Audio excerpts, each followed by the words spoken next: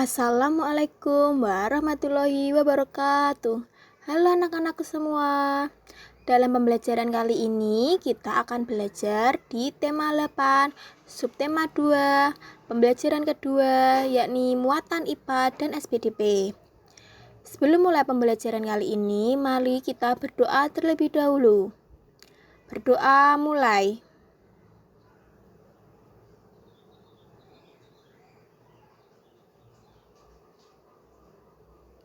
Berdoa selesai.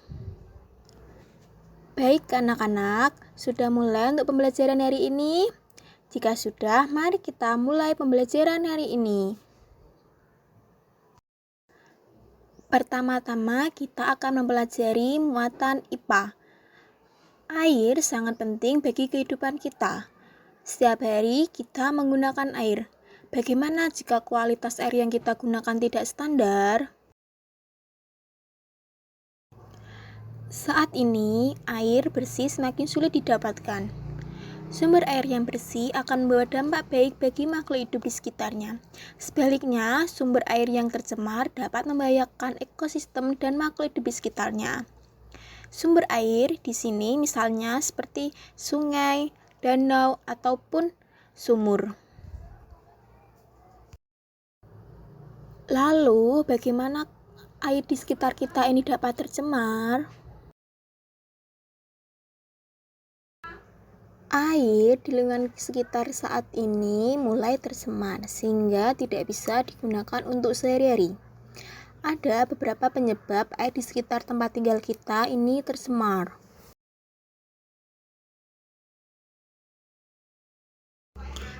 Berikut ini adalah beberapa penyebab pencemaran air di lingkungan sekitar kita.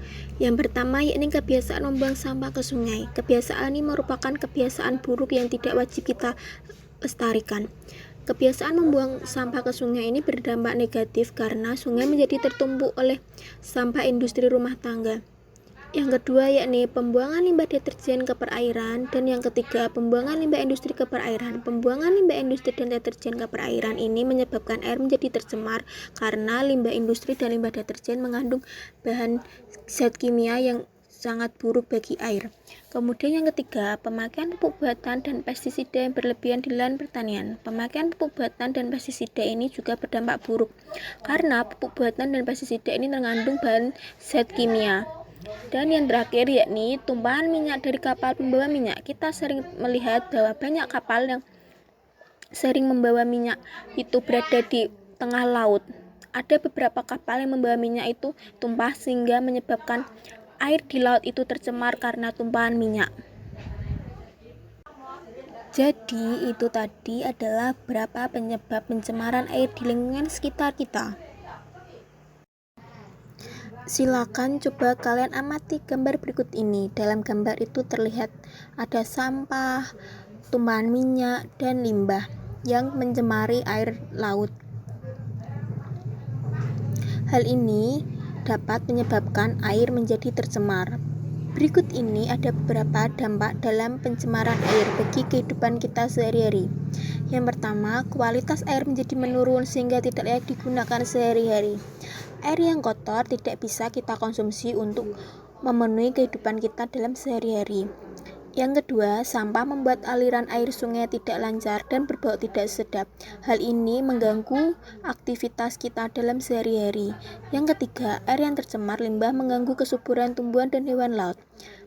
Air laut atau air sungai yang tercemar ini dapat menyebabkan tumbuhan dan hewan yang hidup di bawah air akan mengalami kematian karena tercemar oleh limbah.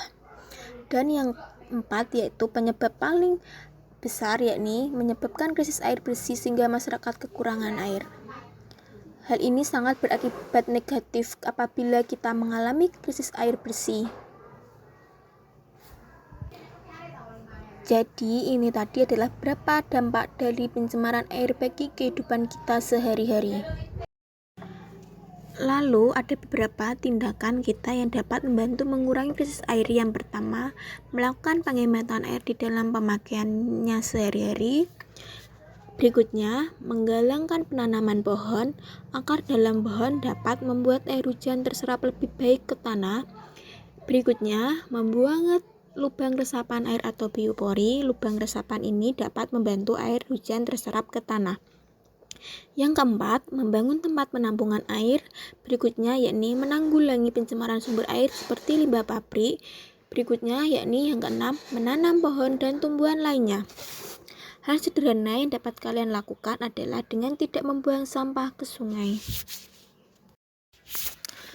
Air sangat diperlukan oleh semua makhluk hidup, termasuk binatang. Sekarang kalian perhatikan penggalan cerita gambar di bawah ini. Dan kita akan mempelajari muatan SPDP. Nah, bisa kalian lihat pada gambar ada burung bangau dan kepiting. Pada cerita ini terlihat bahwa kemarau panjang menyebabkan telaga tempat tinggal kepiting menjadi kering. Di sini, bangau yang baik hati membantu mereka dan mengantarkan mereka ke telaga yang ada airnya. Gambar cerita merupakan gambar yang disusun sedemikian rupa sehingga menjalin sebuah cerita. Gambar cerita dibuat sesuai alur cerita dan mendukung isi cerita. Sampai saat ini sudah ingat lagi kan tentang gambar cerita itu apa? Lalu ada ciri-ciri dalam gambar cerita. Yang pertama, gambar dilengkapi dengan balon teks. Yang kedua, gambar disajikan secara sederhana. Yang ketiga, memuat lebih banyak gambar daripada tulisan. Yang keempat, gambar-gambar menceritakan urutan cerita. Dan yang terakhir yakni gambar memberikan gambaran singkat terhadap isi cerita. Selanjutnya yakni teknik membuat gambar cerita. Dalam membuat gambar cerita terdapat dua teknik. Kalian sudah mempelajari ini, mari kita pelajari kembali agar kalian ingat. Yang pertama yakni teknik kering. Teknik kering yakni menggunakan media pensil, arang, kapur, krayon atau bahan lainnya yang tidak memerlukan air atau minyak. Yang kedua yakni teknik basah. Dalam teknik basah ini menggunakan media berupa cat air, cat minyak, tinta, atau media lain yang memerlukan air atau minyak khusus sebagai pengencernya.